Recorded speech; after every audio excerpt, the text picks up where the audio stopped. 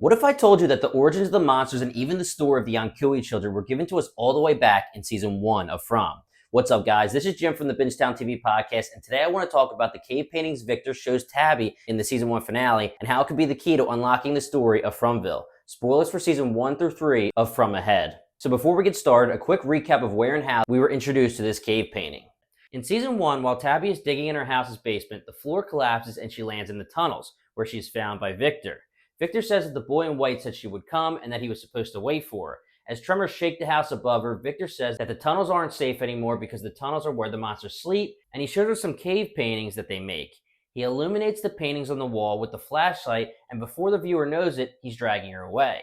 But let's freeze frame this painting and see if we can get some answers from it. Alright, here we go. So to me, this left side of the drawing looks like people sailing down a river in boats surrounded by trees. My guess is that the trees around the river depict wilderness. The overall theme of this drawing in general seems to confirm to me that whoever drew this picture was using this symbol for a tree, which could be important because this could mean that the same person created the talismans and the 8 symbols depicted here could be the trees, maybe 8 faraway trees.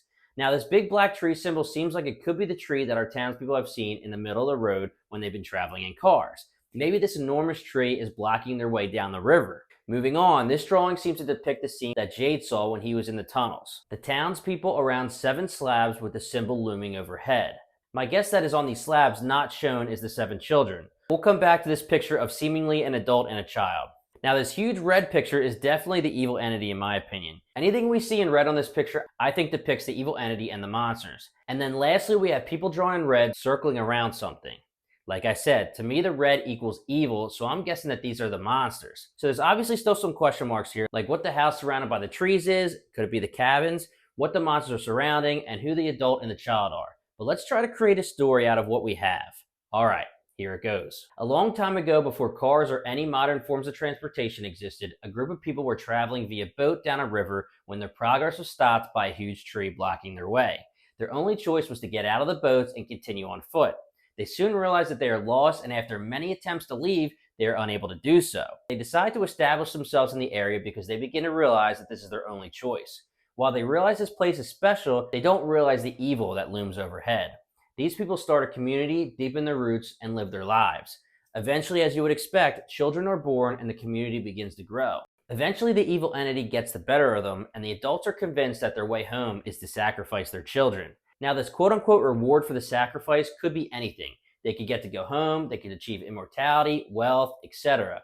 They enter the caves and place 7 of their beloved children on slabs and perform an unthinkable ritual. They sacrifice the 7 children, and the last thing the children see is the roots of a tree, which we of course call the symbol. This sacrifice doesn't bring the prize that the people are expecting, and instead unleashes the evil to its full power and curses the residents. The residents that perform the ritual are now cursed as monsters and puppets for the evil entity to control for eternity.